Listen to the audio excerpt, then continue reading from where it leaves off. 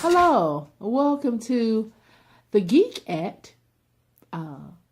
And we are interviewing Emily Brown for our Girlology club program that will be heading up in the schools in 2015.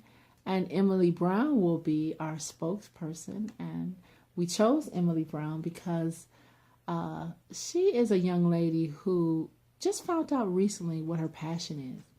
And that passion is coding, a girl after my own heart. Emily has just been accepted to a cool school. We're going to let her chat about that. And she was in this cool shirt that I just zoomed in on. So, Emily, tell us about you and how did you get interested in computer coding and technology?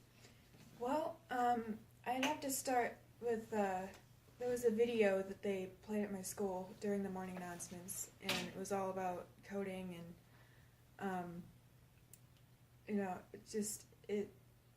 they made it sound so easy, and I have to admit I didn't believe them.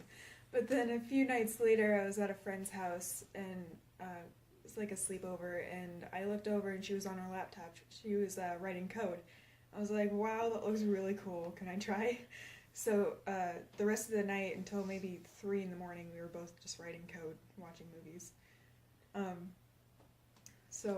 Can I pause right there and ask you, what kind of code were you writing? I think it was HTML. Ah, okay. Mm-hmm. Cool. That's very easy. So. Right. It was, easy to start with. Mm-hmm. And I don't know, it was so cool to see how many things I could do just, with typing in. I don't know. It was neat. Cool. Yeah. And then tell us about the cool school. Well, it's from U.A.T. It's the University of Advancing Technology, and it's an honors private school in Arizona, and it's like a college just for computer science. If you go to a state school, the closest you can get to that is majoring in computer science, but at this school, you have so many different options, like forensic technology and computer engineering, so many different choices, and they have a lot to offer, Right. Wow. And then tell us, for our audience, tell us, how did you find U.A.T.? I mean, you just Google searched, or how did you locate U.A.T., or did they find you? No, I think my mom found out about it from a customer. Their kid, their son went there. Okay.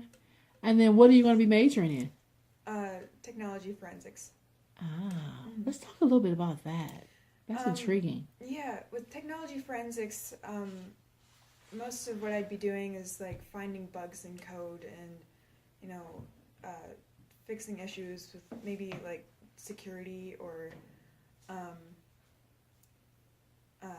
with like a website or something, or I could be hacking, for the FBI even. Cool. Yeah.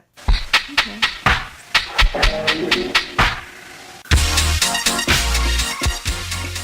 Okay, we're back again with Emily Brown. And Emily, I want to talk about a little bit about your background. Okay. Tell us a little about your age, the high school you currently attend, and what's some of the things that you like prior to finding out you wanted to major in code? Well, I'm 18 and I go to Hudson High School. I'm a senior, and up until about a year or two ago, I was really into fashion design, and I was real set on like wedding dresses and designing for weddings, and then I found computer science, and I realized fashion just wasn't it for me anymore, and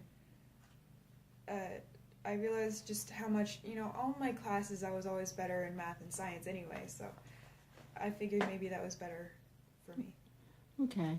What's really interesting is it's kind of my journey. I actually went to Ohio State to be a fashion designer, and I wound up in IT. So I think that is maybe some research needs to be done on that path. Is what is the trigger between fashion to IT and code. That is very interesting. So I'm really intrigued in that.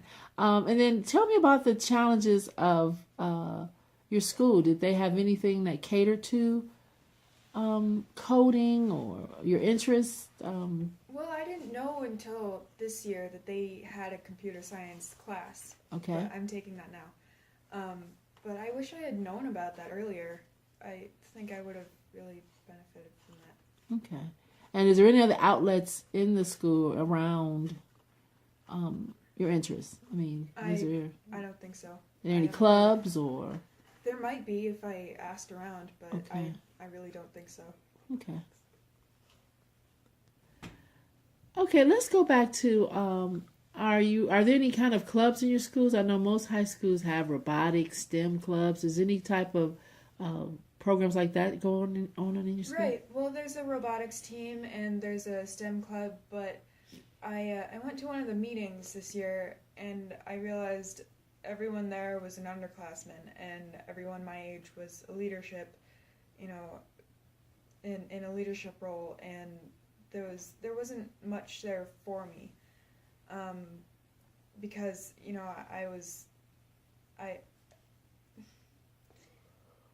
don't know, I just I didn't know that I was into that until recently. Okay.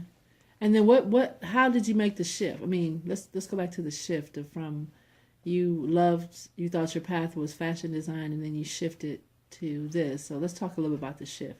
Well, with fashion design, it's a big part of that is art. Right. And with art, there are a lot of critics, even if they aren't they don't have the title of a critic. You know what I mean? Because people look at art and they judge it, and it can be interpreted different ways, and that could be a good thing or a bad thing. But with technology, there's a right way and a wrong way, and there's nothing to judge there. Either it works or it doesn't. I love that, Emily. I love there's no judging in IT. I'm going to borrow that, right? Because that is going to fix the bullying issue. Mm-hmm. Yes. If there's no judging in certain things, I think that would be a great solution to some of this bullying.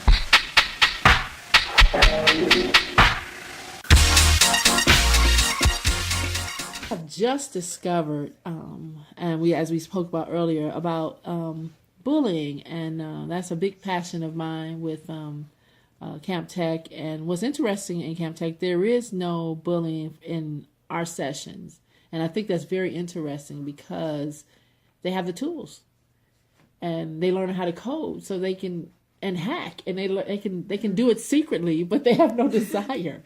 So, Emily, share the quote that your mom. We're gonna give her some props. Let's give a shout out to Deborah Chadwick Brown of Social Media Roadmap.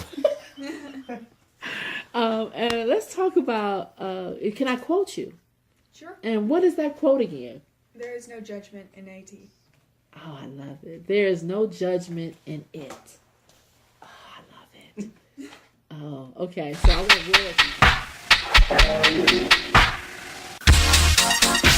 again, I am so intrigued with the path of the transition, and it's amazing. I hope this video go viral because there's a glitch in the system. All schools are STEM focused, apparently. I mean, they put that out in the media, but then there's no outlet.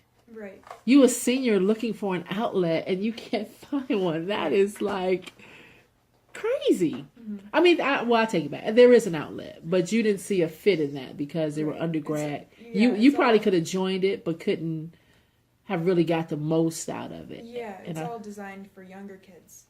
Wow, that is interesting. JJ, I hope you hear this because you won't find your women in IT if there's no outlet for them when they're in high school. But talk to me again about, I want to dig a little bit more in your choice of forensics. You opened up, you coded one day with a friend and you went to HTML. So how did you get from HTML to I want to major in what is it? Technology forensics. Technology forensics. How did you get there? Well, I started with the Code Academy, Okay. And I went through all the lessons, and there were only 4 things you could try out on there, and I wanted to keep going, I wanted to keep learning. And then I found out about U.A.T, and I did some research on all of their different majors, and I found technology forensics, and I thought that was fascinating. Right. Yeah. It is. Mm-hmm. Wow. So let's talk about the forensic part. When I hear forensic, my mind instantly went to CSI. Yeah. And but this is more related to hacking and security. Mm-hmm. So interesting term they use, forensics, for that. But in midst of the latest thing that just happened in our society with Sony and the hackers, I'm really trying to wrap my mind around what happened. I mean, because it's kind of, if I'm understanding properly, and chime in, Deborah, what happened?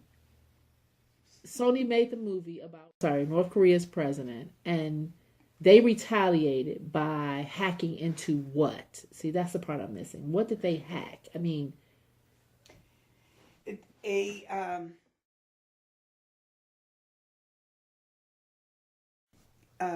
a message came from an unknown source that if Sony played the movies in theaters, that the theaters would be retaliated against with bombings. And so they're trying to determine who the hackers were that sent the messages. okay. And they have done some research enough to bring it back to somebody within North Korea, but they don't know who. Okay. And from a safety issue, the theaters across the country have refused to show the movie being called The Interview.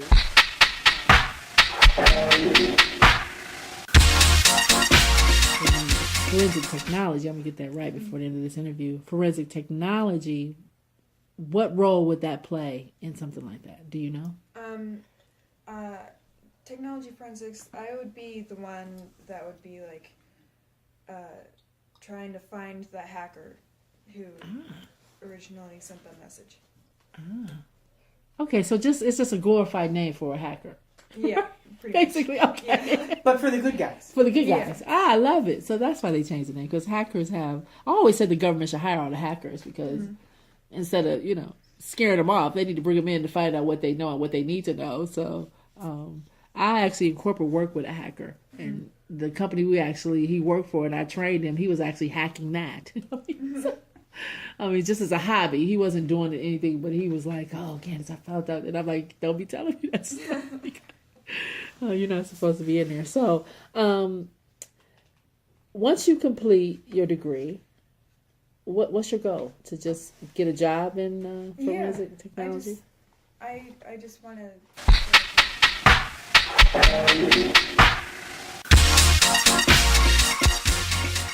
Once you get the degree, what is the ideal company that you want to work for? I really want to work for the FBI.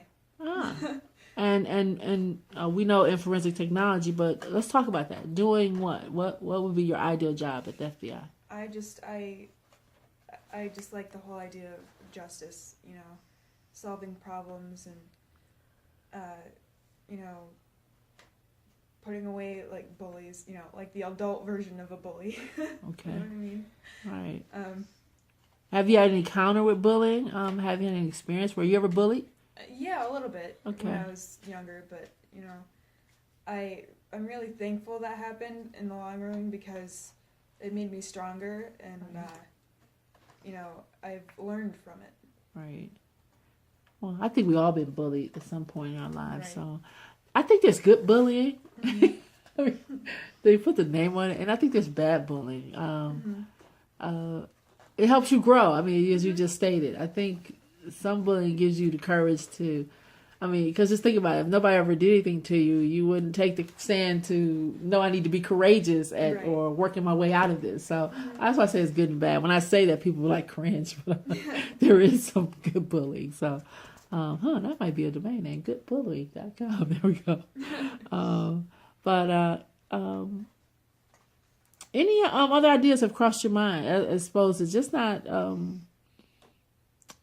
forensic technology or designing and fashion. Any other ideas? Because you're young. What would you say to young girls who are looking to get into coding or IT? What would you say to them? I would tell them to, if they're interested in both technology and some other area, I would say, look for any way to incorporate both, because there are lots of different ways to do that.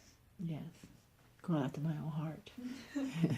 I always say technology is not field specific. Technology is in every field if you look for it. Mm-hmm. So if you want to be something and you can't find a path, look at technology and it'll get you in the door. At least you'll be in the environment that you love. And, you have just confirmed that. And talk to me about some of the devices. What are your favorite devices? I mean, Mac? Are you a Mac or a PC girl? What are you? I'd have to say PC. Yeah. Just because it's what I'm used to. Right. I don't know. Okay. And then iOS or Android? Ooh, Android. Android. I feel like there's more you can do with it, and I like the fact that you can change the amount of memory you have. With iPhone, you can't do that. You can't do that. That is so perfect. And then if you could create a device, what would that look like? I have no idea. It's not something I've thought of. Good answer. We like truth. And then for moms out there, that's my biggest challenge with girlology. I've always had 90% boys, 10% girls. Even to this day, it's always a smaller number. What would you say to the parents? I just launched My Mom Can Code. Bought the domain. I need to work on launching that, but it's purchased. But what would you say to the moms, and how would they address their girls who are interested in that? Well, it's a very male-dominant area, and it needs more women. It's just, I think maybe some girls are afraid to get into technology because they think that they're not going to get where they want to be, because there are so many other men out there who've been to the top and they're just going to take over. Because it's intimidating, but we can do it. That's right. Oh, good answer.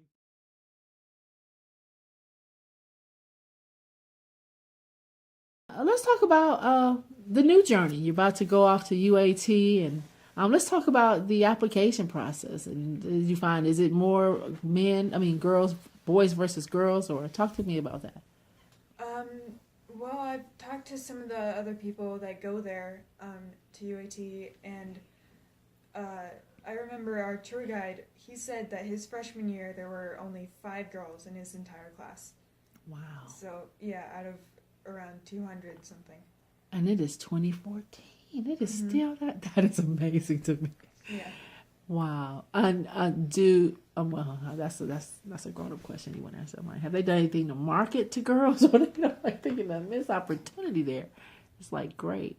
Did they have any scholarships? Did you find any scholarships available? I know. Yeah, they have a few scholarships. I actually got an academic scholarship because of my GPA. But I don't think, just because I'm a girl, I don't think they offer anything for that. They're out there. I'm glad I asked you that question. They're out there. I just know they're out there. They gotta be. I mean, there's so many people trying to reach women, so I'm shocked that they don't have any of that. And then talk about the intimidation. Let's talk about that. I know you don't like bullying and all that, but you sound very courageous. So how are you going to manage? I'm sure forensic technology is all male. I mean, I'm just hearing about that. I mean, unless there was something prior to that. So how are you, in your mind, going to deal with being the only woman, probably in your field, for a very long time? Yeah. I don't know. I honestly think I'm going to enjoy it. And tell me why. I don't know. I think it would be interesting because I know I'd be taking some people off guard. They see, like, I'm a natural blonde.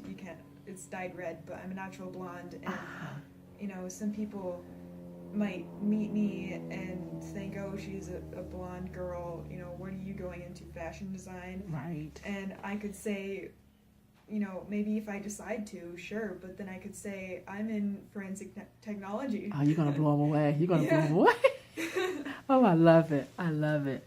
Well, listen up, ladies. You hear this courageous young girl sit before us. Look, stay tuned for some more courageous thoughts from Emily. This is only the beginning of first interview I wanted to share to kind of get all the girls in tune to being a senior and finding their path. So I just think this is excellent. Thank you so much, Emily. Anything else you want to add? No, that's it. Okay. So hashtag Emily Brown at girlology.com. That's coming soon. We'll be able to follow Emily and find out how she's doing with all this. Bye-bye.